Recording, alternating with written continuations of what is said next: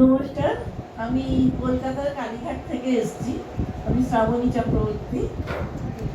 মাতৃদিবসে মায়েদের কথা এই অনুষ্ঠানে আসতে পেরে আমি নিজেকে খুব গর্বিত অনুভব করছি এবং আপ্লুত হয়ে পড়েছি।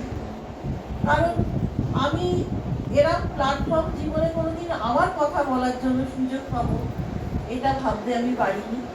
আমি খুব সাধারণ একজন মহিলা। আমি খুব অল্প বয়সে মা হয়েছি, তখন আমার বয়স 22 বছর। আমার আমি যখন আমার লেবার পেন শুরু হয়েছিল রাত্রিবেলা, এবং আমাকে তখনই নিয়ে যাওয়া হয় লেবার রুমে।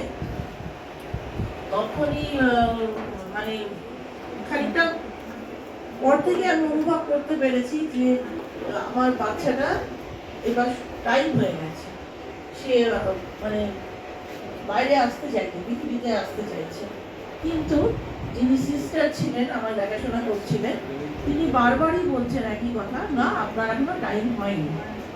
তো আমি বুঝতে পারছি যে বাচ্চাটা আসছে এবং কোথাও একটা ধাক্কা খেয়ে কোনো অবস্ট্রাকশন হচ্ছে, বাচ্চাটা আবার ফেরত যাচ্ছে।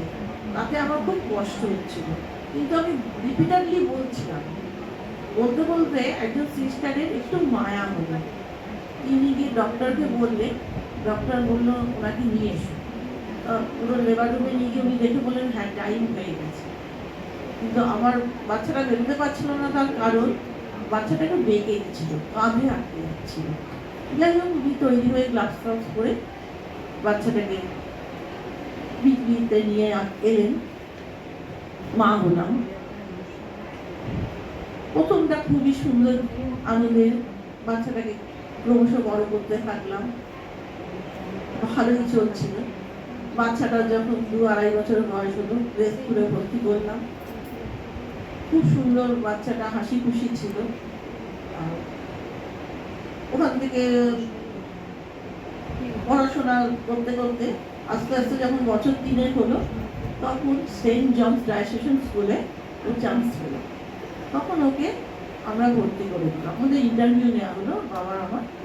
তো আমাদের ইন্টারভিউতে আমরা আগে মা বাবার হয়, আমরা পাশ করার পর বাচ্চা, তারপরে ওখানে চান্স পেয়ে গেল, ভর্তি হয়ে গেল। সেখানেও ভালোই চলছিল। চলতে চলতে হঠাৎ যখন আমার মেয়ের 8 বছর বয়স, হঠাৎ করে আমার একটা বিচ্ছিরি রকম জ্বর আসতে শুরু করলো। এবং মেয়েদের যে মান্থলি পিরিয়ডসটা হয়, ওটা আমার মাসে না হয়ে মানে সারা মাস ধরেই চলছিল। এমন হচ্ছিল, ডাক্তার দেখানো হচ্ছে, ওষুধ দিচ্ছে, যতদিনের ওষুধ দিচ্ছেন ততদিনই বন্ধ থাকছে, তারপরে আবার হচ্ছে। এই করতে করতে হিমোগ্লোবিন ভীষণভাবে নেমে গেল, মানে 4.2-তে নেমে গেল।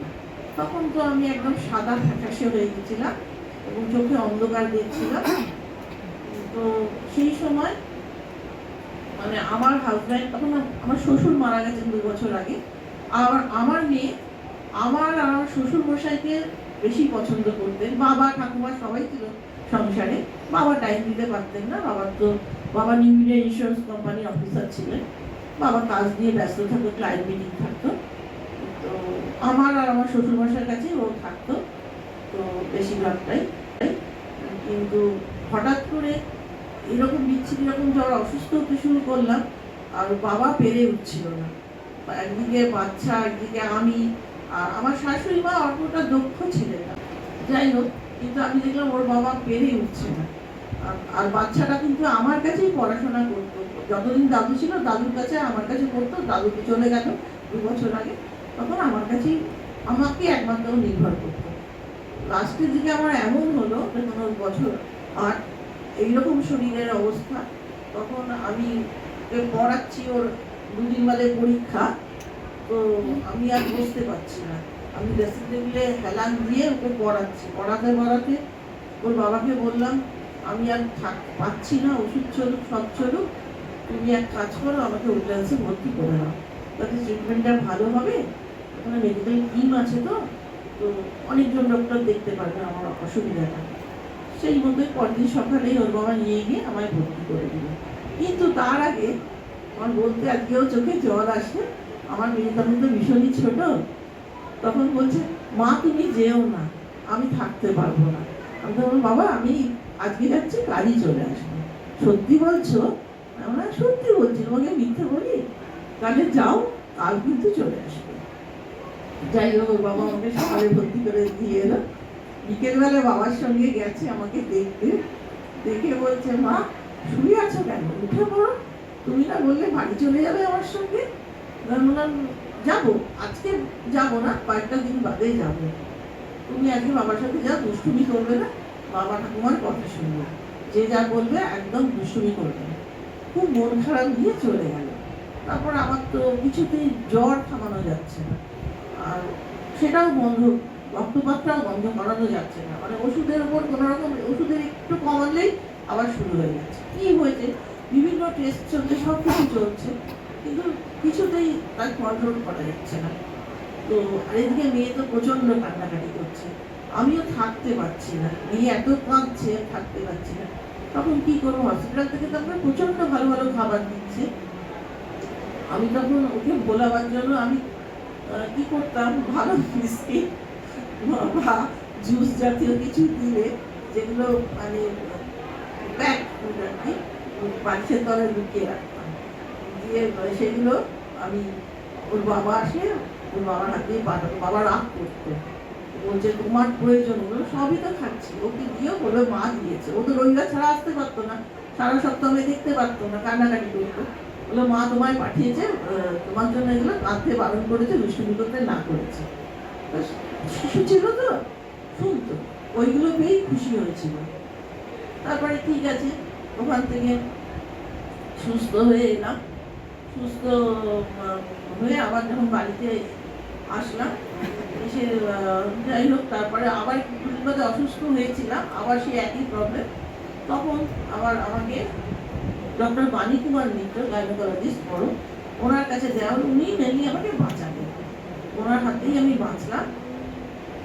তারপরে ও ঠিকঠাক চলছিল। এই এই করতে করতে এই যখন আমি প্রচন্ড অসুস্থ, আমার তো তখন আমার মেয়ের 8 বছর বয়স, তখন আমার মেয়েকে বাধ্য হয়ে ওর বাবা স্কুলে ছেড়ে দিয়ে আসতো, বাসে করে দিয়ে আসতো। ফেরার সময় আমার এক বান্ধবী ওকে স্কুল থেকে নিয়ে আসতো, নিয়ে এসে আমার বাড়ি দিয়ে যেত। তো অনেক সময় হতো কি, সে সাউথ ইন্ডিয়ান দেশে চলে যেত, সেই সময়টা এক সময় সে ছিল না, দেশে চলে গেছিল। সেই সময় বাধ্য হয়েছিলাম, কাউকে একজনকে বলা হয়েছিল যে তুমি ওকে বাসে তুলে দিও, হাজরার মোড়ে ও দাঁড়িয়ে থাকবে, এবং কোন টাইমটা তো আমরা জানি, আমরা কেউ গিয়ে নিয়ে আসবো। তখন আমার তো বেরোনো বারো, তখন তো আমার সবে হসপিটাল থেকে এসেছি, খুবই শারীরিক অবস্থা খারাপ। তো আর আমি ওকে শিখিয়ে দিয়েছিলাম, তুমি যখন দাঁড়িয়ে থাকবে হাজরার মোড়ে, কেউ যদি তোমায় ডাকে, তুমি কিন্তু কারোর সাথে যাবে না, বলবে আমার মা বাবা কেউ না কেউ এসে নিয়ে যাবে, তোমার সাথে যাবে না। তা এরকম কয়েকদিনও দাঁড়িয়ে থাকাতে কেউ হয়তো ওকে লক্ষ্য করছিল। একদিন কোনো এক ভদ্রলোক এসে ওকে বলেছিল, ওই তো তোমার মা ওই পারে দাঁড়িয়ে আছে, চলো আমি রাস্তা পার করে আমি বাড়ি দিয়ে আসছি। ও তখন তাকে কিছু না বলে দৌড়ে গিয়ে, একটা রঙের দোকান ছিল হাজরার মোড়ে, ছুটে গিয়ে বলেছিল, আঙ্কেল ওই লোকটা না আমাকে বাড়ি নিয়ে যাবে, বলছে আমি কিন্তু যাবো না, আমি ওকে চিনি না। কিন্তু ওই রঙের দোকানটা ছিল ওর বাবার ক্লায়েন্টের দোকান। তারা সঙ্গে সঙ্গে ফোন করে বাড়িতে ওর বাবাকে, ওর বাবা অফিসে, ওর বাবা আমাদের ফোন করলো, এরকম নাকি হয়েছে। তখন ওরাই এসে আমার মেয়েকে বাড়ি পৌঁছে দিয়ে গেল। সেই থেকে আমরা দেখলাম বিপদের ব্যাপার আছে। আমার বাবাকে, মানে আমার বেগুনে বাপের বাড়ি, বাধ্য হলাম আমার বাবাকে আমার বাড়িতে এনে রাখতে। তো আমার বাবা ওকে দেখাশোনা করা, পড়ানো, সব কিছুই আমার বাবা করছিল। এই করতে করতে আমি সুস্থ হলাম, ভালো হলাম, বেশ অনেকদিন কেটে গেল। কিন্তু আমি একটা, মানে হিমোগ্লোবিন আমার শরীরে কমই হয়ে গেল, আমাকে 6 বোতল রক্ত তখন দিতে হয়েছিল, আমি প্রায় মরণাপন্নই হয়ে গেছিলাম। আমার বাবা মা ভেবে নিয়েছিল, আমার হাজব্যান্ডও ভেবে নিয়েছিল আমি চলে যাবো, কারণ আমাকে আর বাঁচানো যাবে না। আমি নিজেও ভেবেছিলাম আমি থাকবো না। আমার দিদিকে বলেছিলাম, জাতুলের দিদিকে, যে আমি তো মরে যাব, তুই আমার মেয়েটাকে দেখিস, কারণ ওদের কুকুর বেড়াল না দিয়েছে। তখন আমার দিদি বলেছিল, আমাকে বাপি বলে ডাকতো, তো বলেছিল বাপি তুই মরবি না, তোর মেয়েকে আমি তো একেবারেই দেখবো না, তুই দেখবি। এবং ও আমাকে তখন 6 বোতল রক্ত আমার জাতীয় দিদি এবং জেঠু মিলে জোগাড় করে ওরা বেলুর থেকে হাওড়া স্টেশনে এসে আমার হাজব্যান্ডের হাতে তুলে দিয়েছিল। ওরা আমার হাজব্যান্ডের লোকে বাচ্চা সামলে, ঘর সামলে, অফিস সামলে, রক্তের জোগাড় করা সম্ভব ছিল না। আর আমার বাবা মা প্রচন্ডভাবে ভেঙে পড়েছিল, তাদেরকে চোখে পাওয়া যাচ্ছিল না, তারা তো ভীষণভাবে কান্নাকাটি করছিল। বিশেষ করে আমার বাবা একটু মানে আমার মেয়ে আমাকে এতই ভালোবাসতো, আমার বাবাকে ধরে রাখা যাচ্ছিল না এই অবস্থাটা। সব মিলিয়ে ঈশ্বরের আশীর্বাদে আমি ফিরে এলাম, ভালো হলাম। এই করতে করতে ঠিক আছে সবই চলছিল, করতে করতে মেয়ে একটু বড় হলো। এইবারে যখন মেয়ের 11 বছর বয়স, তখন আমার হাজব্যান্ড ট্রেকিং করতে ভালোবাসতেন। ও মাঝে মাঝেই পাহাড়ে চলে যেত, একটা গ্রুপ ছিল। তো একবার অফিসের কাজের জন্য ও গ্রুপ ছাড়া হয়ে গেল, যেতে পারলো না। কিন্তু সেই আমাকে যেতে হবে মুক্তিনাথ, তো আমি একলাই যাব। তখন তো এখন যেমন মুক্তিনাথ যাওয়াটা খুবই সহজ, আগে জুমসোর মধ্যে প্লেন ছিল, আর এখন তো পুরো মুক্তিনাথের ওখানে প্লেন চলে যাচ্ছে। কিন্তু ও তো প্লেনে তো যাবে না, ট্রেকিং করবে, তো শুনবে না কথা, বলে আমি যাবোই যাবো, আমি কারুর কথা শুনবো না। তো কি করি, তখন তো আমার শরীর ভালো হয়েছে অতটা প্রভাব, কিন্তু সেরকম ভালো হয়নি, দুর্বলতা যথেষ্ট পরিমাণে আছে। আমি তো বললাম, আমার সাথে রীতিমতো ঝগড়া লেগে গেল। আমি বললাম তোমাকে আমি ছাড়বো না, তাহলে আমাকে নিয়ে চলো। তখন বললো ঠিক আছে চলো তুমি আমার সাথে। তখন ট্রেনেও যখন যাচ্ছি মাঝে মাঝেই আমি ঘুমিয়ে পড়ছি ওর সাথে। আমাকে একজন দেখে বলছে মাতাজি পারবে না ট্রেকিং করতে, কিন্তু আমার ভেতরে জেদটা হ্যাভ টু ডু ব্যাপারটা আমার ভেতরে আছে, আমি মরার আগে মরে যাই না। তো আমি ওর সাথে গেলাম, এবং আমার যখন বলছি আমার ট্রেকিং করতে গেলে হ্যাভার সাইন নিতে হয়, ওর এই করতে করতে আমরা বানাগাম স্টার্ট করে বেনি বলে একটা জায়গায় যাচ্ছিলাম। বেনি একজন মানে কিছু আমরা তো গাইড নিইনি, আমরা যারা যাচ্ছি তাদেরকে ফলো করছিলাম। এরকম আমি ফলো করতে করতে হঠাৎ করে তাদেরকে হারিয়ে ফেলো। তারা আসলে খুব স্পিডে হাঁটছে, আমাদের ওর ক্যাপাসিটি, তারা তো পাহাড়ি, খুব তাড়াতাড়ি পারে, আমরা তো পারি না। বেসিক্যালি আমরা একটু বাঙালি তো বটে। কিন্তু আমরা ভাবলাম ঠিকই যাচ্ছি, যেতে যেতে হঠাৎ দেখলাম আমরা রাস্তা হারিয়ে ফেলেছি। যখন আমরা এলাম একটা জায়গায়, তখন দেখছি বিশাল এক ধসা পাহাড়। সেই ধসা পাহাড় দেখে তো ওপারে কি করে যাবো, ওপারে হচ্ছে ওই গ্রাম, গেটেতে পৌঁছাতে হবে। তো কি করে যাবো, আমি তো কাঁদতে লেগে গেছি যে আমি আর পারবো না, চলো আমরা আবার মানাতেই ফিরে যাই। ও বলছে কি করে ফিরে যাব, সকালে স্টার্ট করে এখন তো সন্ধ্যে নেমে আসছে, এখন তো প্রায় সন্ধ্যের অন্ধকার হতে চলেছে, কি করে পাবো, আমরা পথের মধ্যেই মরে যাবো, উঠতেই হবে, চলো ওঠো। চলো কি করবো, কাঁদতে মানে মনে জোর নিয়ে লাঠি গেঁথে গেঁথে খানিকটা ওঠার পরে পাচ্ছি না, হঠাৎ দেখি ধসা পাহাড় ছিল তো, হঠাৎ পাহাড় ধসে যাচ্ছে, ও শশ করে নেমে যাচ্ছে কালীগণ্ডকী নদীতে। সেখানে পড়ে গেলে তো একদম শেষ, শরীর সমাধি, বাস ওখানে মানে ছিঁড়ে খেয়ে ফেলবে জন্তু জানোয়ারে, আর ওকে তোলার কোনো সিন নেই। ওটা দেখে আমি ওইখানে পুরো পাথরের মতো হয়ে গেলাম, পাথরের মতো হয়ে গিয়ে আমার না পাচ্ছি গলার আওয়াজ, না পাচ্ছি কাঁদতে, কিছু বলতে পারছি না, আমি পাথরের মতো হয়ে স্ট্যাচু হয়ে দাঁড়িয়ে আছি। হঠাৎ আমি একটা মানে মানুষের প্রাণের স্পন্দন পেলাম, হঠাৎ দেখছি কেউ কথা বলছে, তখন আমার সেন্সে ফিরে এলো। আমি তখন বলতে শুরু করলাম, হেল্প হেল্প হেল্প আস বলে চিৎকার করতে শুরু করলাম। দেখলাম একজন সাহেব এবং একজন মেয়ে তারা আসছে।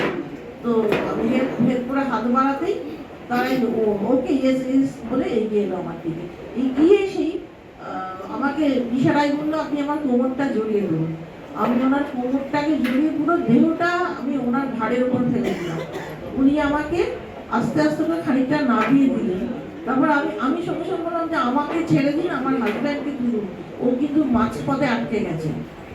উনি গিয়ে কি করে জানি না, আমরা যে ধসা পাহাড়ে আমরা এক পা করে লাঠি খেতে খেতে যাচ্ছি, কিরকম ভাবে সস্তার করে নেমে গিয়ে আমার হাজব্যান্ডকে ওই খানিকটা নেমে গিয়ে টেনে তুললেন, তুলে এবার আমরা বললাম এবার আমরা পারবো বলে আমি ছেড়ে দিলাম। গিয়ে দেখছি আমরা আবার পারছি না, তখন অনেকটা নামতে বাকি আছে, তখন নামতেই হবে। আবার একটু পরে দেখছি যে আরেকজন নেপালি আসছে, তার পোটার একটা পোটারকে সঙ্গে নিয়ে। আমি আবার বললাম আমাদের সাহায্য করুন, তো বলার আগেই মহিলাটা তার পোটাকে পাঠিয়ে দিল। আসলে আমি তো মহিলা, আমাকে সাহায্য করতে অনেকে এগিয়ে আসেন, আর খুব রোগা ছিলাম, আমি ভীষণ রোগা ছিলাম, বয়সও কম ছিল। তো পোটা এসে আমাকে সাহায্য করলো, নামিয়ে দিয়ে আমরা ওকেও নামালো। আমরা যখন নেমে এলাম তখন সাহেব বেরিয়ে গেছে, নেপালিরাও বেরিয়ে গেছে। আর হঠাৎ করে পাহাড়ি জায়গাতে ঝপ করে অন্ধকারটা নেমে আসে। বিকেল সন্ধ্যা ছিল, একদম অন্ধকার নেমে গেল। আমরা তখন এত চিন্তা করছি আমরা বেঁচে আছি, এই পাহাড় থেকে আমরা বেঁচে ফিরবো। আর আমি যখন ক্রমশ তলায় নেমে যাচ্ছে, ও আমাকে বলছে শ্রাবণী আমি চললাম, তুমি আস্তে আস্তে করে উঠে যাও, সাবধানে বাড়ি ফিরে যাও, মেয়েটা কিন্তু আছে, তোমাকে ভেঙে পড়লে হবে না, মেয়েটাকে দেখতে হবে।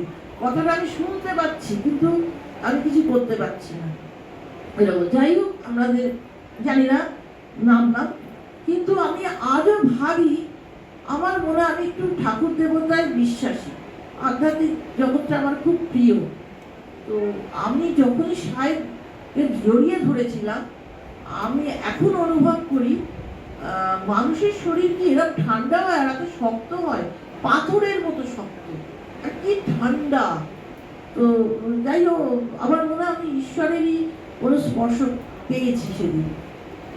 নিশ্চয়ই হয়তো মানুষের রূপেই তো হয়তো এসেছিলেন আমার। তো আপনার এটা খুবই ভালো লাগলো, একটা রোমহর্ষক অভিজ্ঞতা। তো আমাদের একটু সময় কম আছে, আমি পরবর্তী যে বক্তা তার কাছে যেতে চাইবো। আপনার জন্য অনেক শুভেচ্ছা রইল। আমি